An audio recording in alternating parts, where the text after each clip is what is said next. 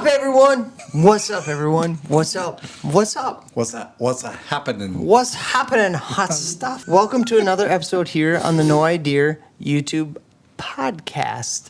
This is different than normal. And Is this when I'm looking at that? yep, you're looking at that, and this is Okay. this is Part two. Part two. Part two. We've been talking about sports versus hunting and fishing. And if you're a parent, you know what we're talking about, right? You have a kid, a child who's involved in, I don't know, AAU. You talk about Little League, or what's the other stuff that like they play? Babe Ruth. Babe Ruth. Dance is a big dance, thing. gymnastics. Yeah, all that good stuff. And it goes for every parent. There's parents out there that are, my kid is a good athlete. Right. And we're going to sprinkle them in everything and see which one takes that they can like excel at. So you're going to do volleyball, basketball, and softball, or soccer and basketball and football, or something like that. But or on the flip end, like you're a family who your child's going to be the next Steve Rinelli, who's going to go all over. And so if you watch this right here, or right here, if you watch this episode of our podcast where we make a case for sports and then we make a case for hunting and fishing. Okay, that's episode 1. Today what we're going to talk about is we're going to talk about what happens as parents when the seasons overlap with hunting season, right? Or fishing. Or whatever. So like here in Wisconsin, what happens when football overlaps with deer season and families are forced to choose? Because as parents, this balance is really tricky when you think about practice, games, and what are the non-negotiables as families when we've invested so much money into things like our kids' sports, right? And our kids, they love these, they enjoy both of them, but the reality is burnout is a big thing with our kids. Especially in this day and age, and we're seeing it in all our sports. So, Adam, do you ever? My question for you then. That one's empty. Oh, geez, we're down to 1. My question for you is: do you ever remember missing opening deer? I remember you missing. Do you remember missing opening deer season because of sports? And was it worth it? It was because I was a spectator at the Iowa Badger football game. The only opener I've ever missed. Yeah. And I was chastising you because you weren't shooting deer, because you were seeing them and not shooting them, and I wanted venison. And I was at the Iowa Badger football game, and Badgers won, obviously, because that was years ago. Yeah. Not and anymore. Then didn't we buy a hunting cabin because you were at the Iowa, Wisconsin? As a result, yes, we ended up with the boneyard. So it was a good reason to miss. But that was my first. There was one other deer season that we didn't get to even hunt because we didn't have land. Yes, there's public land, but we chose at that time not to hunt it. That's the thing when you think about the fall bow season. And then you think about here in Wisconsin, the gun deer season. Oftentimes, seasons, sports, and hunting overlapped. And as parents, it becomes very difficult. Like, what do you do? How do you choose this? And sometimes sports don't help. Like, they place a bigger burden on parents when you think about what do? We have hunting traditions, we have the hunting cabin, but then we have, the holiday weekend tournament or stuff like that. And so it's really hard, and families tend to feel like they're being pulled in 2 different directions. So in this episode, we're asking the question, is it one or the other, or maybe it's both and? And what does that look like when the 2 worlds of sports, our kids' sports, and hunting and fishing collide, right? So here we go. How do we find a balance, right? Because I personally believe that it's not a one or the other. Like it's either or. I truly feel like as parents, we can step up and say, wait a minute, can we find a balance? Is there a way that we as parents can expose our kids to both? No.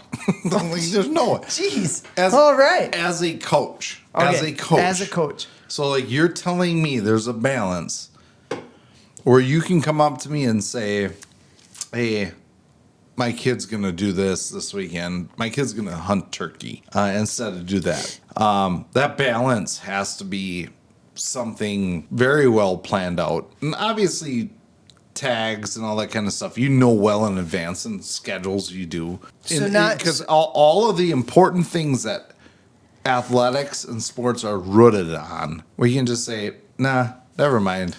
You're going to hunt that weekend, so you're good. So maybe not. So you're saying there's no such thing as like shorter hunts, shorter fishing trips around sports schedules. You can absolutely make it happen if you have the access. If you own 160 acres in Chippewa County, you can walk out because you're 17 minutes away from your deer stand when you leave football practice at 5 o'clock and there's still, well, actually, I know Chippewa gets out later, and I know Coach Rakovich at Chippewa, you're not getting out at 5. But say it's whatever high school and you're getting out at 5:15 and you can still go sit for an hour and 15 minutes. Yeah, because you have 120 acres. But if you're public land and you don't have that access, it's not happening that way. Most people statistically do not have that opportunity to just walk out from school and then drive 5 minutes home and walk out 10 minutes and be in a deer stand. They don't have that. So how do you balance that then? Because your two hot spots for both sports and game are April and early May, and then October and November, which are hot spots for both sports and wild game. My son next weekend has a soccer tournament here in our area. And we have let the coaches know that, hey, Anderson will not be at the soccer tournament because it is the youth hunt. So good luck. You're fun. What? Well, so okay. This is what I was talking about.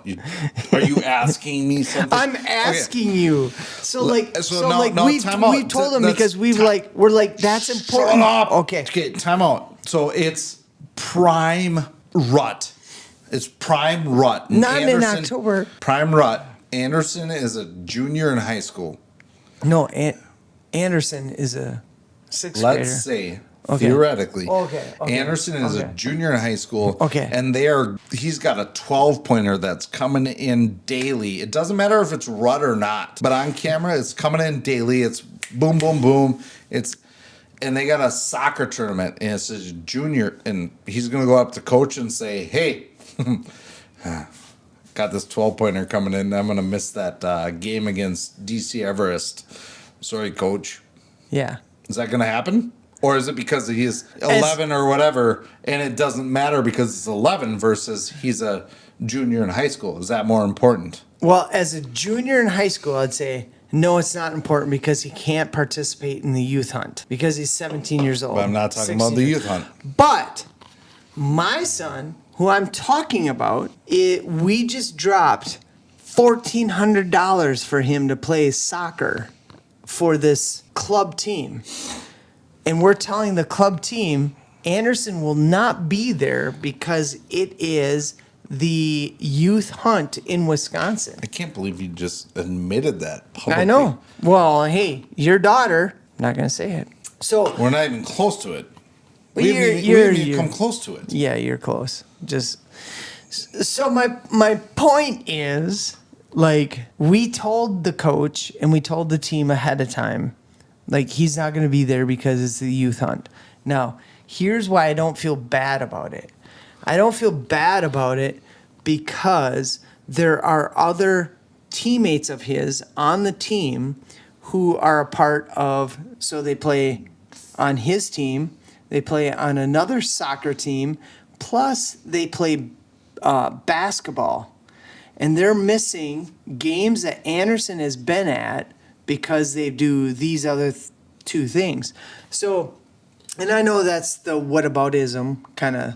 No, it's not. It's like it's an age difference. That's the difference between 11-year-old versus 17. yeah, So let's go to, and I get that. I have no problem telling the coach for a 10-year-old kid, hey, we're going to do this. Put that scenario into a junior in high school. So I take youth hunt out of it. Take your scenario with Anderson and put him as a junior in high school, and he's got correct.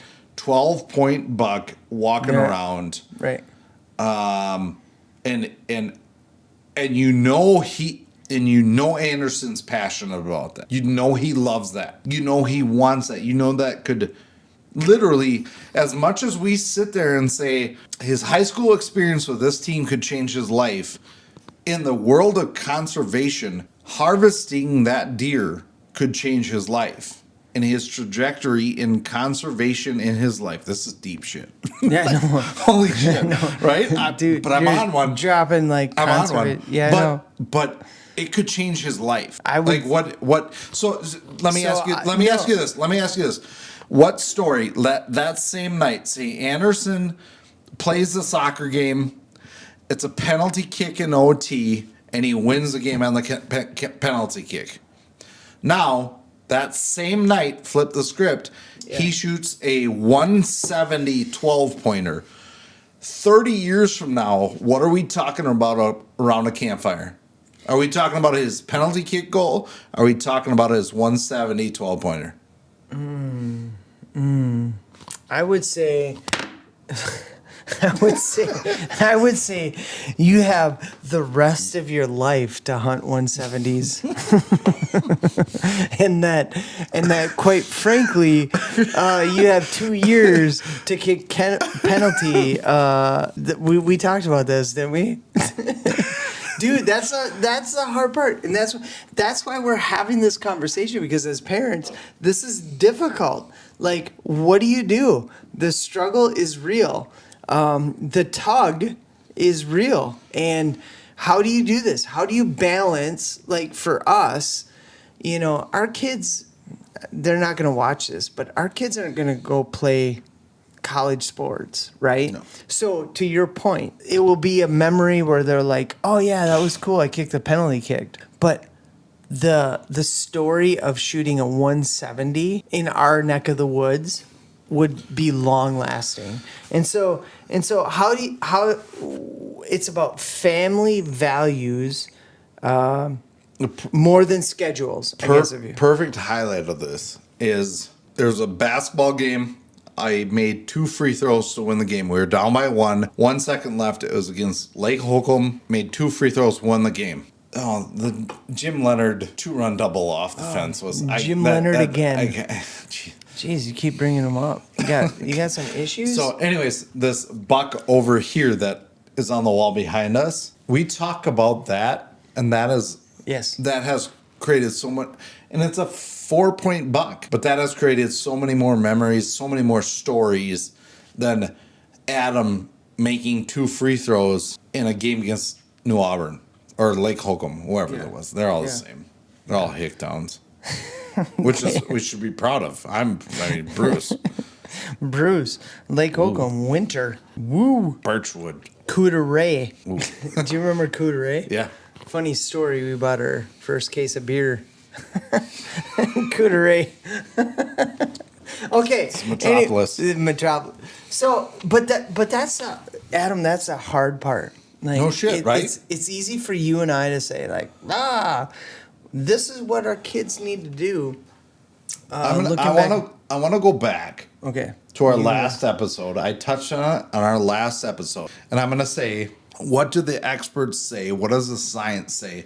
And in today's day and age, I know that's kind of a faux pas. You shouldn't say that because actually, if I said I read this on Facebook, it probably carries more weight. But here you go. According to the experts, when you put more weight on something that is you can only do now, it undermines that intrinsic motivation on kids. When they're kids, when you're trying to develop a passion and you've heard me say this, like, if you ask your kid, hey, do you want to go do that? Do you want to play softball? Do you want to play soccer? Do you want to play baseball?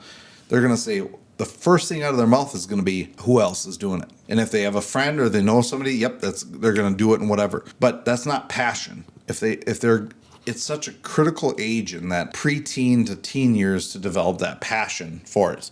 And if we're going to sit there and say, you can come sit in a deer stand for 6 hours on the youth hunt, and then you go back to your regular life and go to volleyball practice, basketball practice, and this and that, and on, you're not developing a passion for it. So it's a critical development time for them to learn about what are their options that they can do as adults. Because if they're not going to do it as youth, it becomes more challenging. You and I have lived it. Watch videos of us trying to learn how to ice fish 4 years ago. It was a freaking cluster. Yeah. But also... epic fail.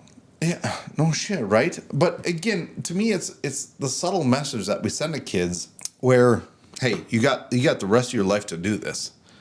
What is it if they really want to do something? What does that message send to them? That's kind of what I keep getting hung up on is what does that message send to the kids of you want to do this, you're interested in it, you got your whole life to golf. Okay, so use sports, hunting and fishing. What would you want your kids to prioritize? I'm perfect. And I have it figured out. Yeah. We try, and parents, and that's why we're doing this right now. Is when you and I talked about what podcasts to do we make it controversial? Well, right now in the world of controversy, hell no, we're not doing anything like super controversial. Actually, the sun setting and the sun rising can be controversial these days, but we're passionate about this, and I know it's kind of like it's not depressing, but these are things that. Of parents like us, Aaron and Adam, and you have kids, these are things that are going to shape all of our kids. And I know it's cheesy and cliche, but it's going to shape them for the rest of their lives. It matters. It's important, but to the adults every other day, it doesn't. You don't think it matters, but it has such a big impact. And I'm going to say the word that you kind of made fun of before is conservation. The bottom line is, what's next after us and after our own kids? We shouldn't be thinking about our kids. It's about our kids after our kids. That's what we need to be thinking about. And holy shit, my brain hurts. Do you even care what I think? No. Jesus. So here's what I think. I asked the question of where do I want my kids? What do I want my kids, or better yet, what is it that I want to be shaping my kids to be a person, or to be a human, or to be an adult in this world, right? So sports is great. Sports has shaped you and me. We are who we are today because of sports, right? But sports is not who our kids are, right? Because eventually sports is going to be done. Sports was done with you, right? You were a track star, you were a football, you were baseball, but you're not that anymore. So that's not who you are. Grades is amazing. Like, I want my kids to work hard. I want them to work hard at grades. But grades is not who our kids are. So what is it that we want to shape our kids today? And I want our kids to grow up to be somebody who respects, nature, loves the outdoors, and is passionate about the outdoors and what they can contribute to the outdoors, right? Does that make sense? 100%. You look like you're falling asleep. No, But I don't so teach them about it at a younger age. Yes. 100%. And not just teach them, but look at the camera. Sorry, I'm not tired. I'm awake. I'm in thought. You got freaking fruit flies all over this place. Keep going. Is it wrinkle wing fruit flies? Wrinkle wing. Red. That's an inside joke. Red people. wing. Red. Okay. But that, yes, it's conservation. I don't like, you're not teaching, sports are going to be there. And that's why I guess I'm going to flip that script. I'm going to flip that script and say, you know what? Basketball is going to be there for your kids. You're still going to have basketball. But we don't know right now is with how fragile things are, is the way that hunting and fishing conservation goes. We don't know what's going to be there for the next generation. This whole thing is so young and so new. And this isn't some weird, like, oh, we need to groom everybody in to make sure we preserve everything, but it is. Like, our kids are the next ones. But wait, my point is like, yes, basketball is going to be there, but eventually basketball won't be a part of your daughter's life. So if basketball is going to be who she is today, eventually basketball is going to be gone, right? So basketball won't be a part of who she is. But if we're raising her in a conservation kind of outdoors, I value the outdoors, the outdoors is a part of who I am, that's going to be with them for the rest of their life. Basketball won't be for the rest of their life. Like my kids, soccer won't be for the rest of their life. Similar to you, you can't say I'm a track star right now because you're friggin' not a track star, but you were 20 years ago. I look like a shot putter. Yeah, but 20 years ago, if I asked you, you'd be like, I'm a trackster. But that, I get that, and yes, you're absolutely right. Like, so basically, we're saying your identity is going to shift. Yes, correct. Like, your identity is going to shift. But what's going to be your lifelong identity? What's going to stick with you further? So, yes. So then we still come back. We still circle back to the initial question of when that coach comes to you. I'm going to bring this full circle. And that coach comes to you and says, you know what? The boys' golf season is the same time as track and field. You have 4 years to long jump. Mm-hmm. You have the rest of your life to golf. What's that take? What's that response? So my response would be, yep, we're all in. But your schedule will not dictate our family's schedule.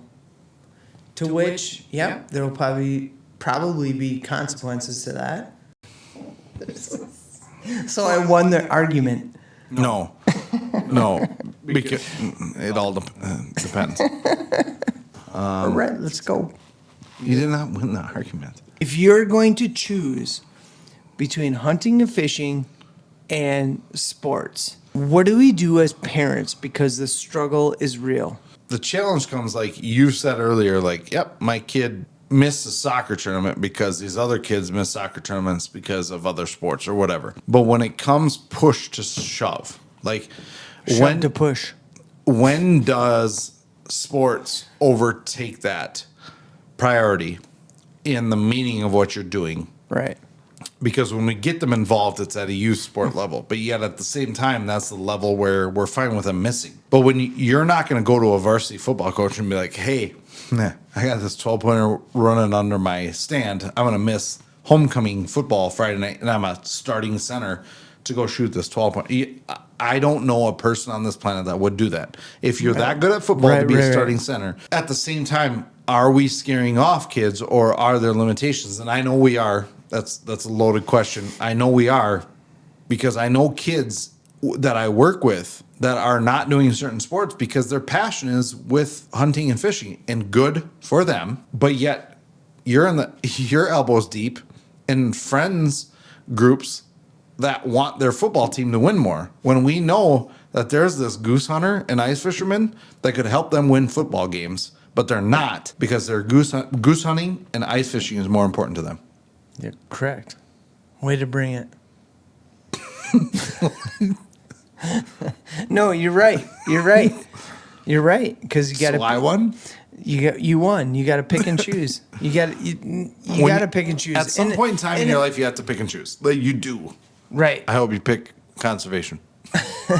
But I do think it's part of family values and what we're trying to instill in our kids, family traditions. So, oh, Jesus. Oh man. I know. We should bring on an expert. Like, what would be an expert in this? You have. I'm an expert. All right. That's going to wrap up this episode. Good luck with this cut. Of the Good No luck with this Idea edit. podcast. Thank you so much for hanging out with us these last 2 episodes and for the conversations. We love for you to listen to our podcast wherever you listen to your podcast, whether it's Apple or Spotify or YouTube, you name it. We hope that if you enjoyed this podcast, this episode, do us a favor, hit the like button, subscribe, share with your friends, all who love the outdoors. We'd also love to hear from you. We've asked you a lot of questions, so comment down below. How do you balance family in sports and the great outdoors as your family? We'd love to hear your stories, and your ideas might influence another family that's listening to this. All right, until next time, get outdoors, make some memories, and always remember, no idea. Wait, what? Holy shit. Okay. Bob's second.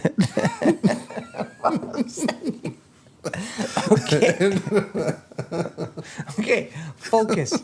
Okay. Until next time. Okay. See you out there. No, good talk. See you out there.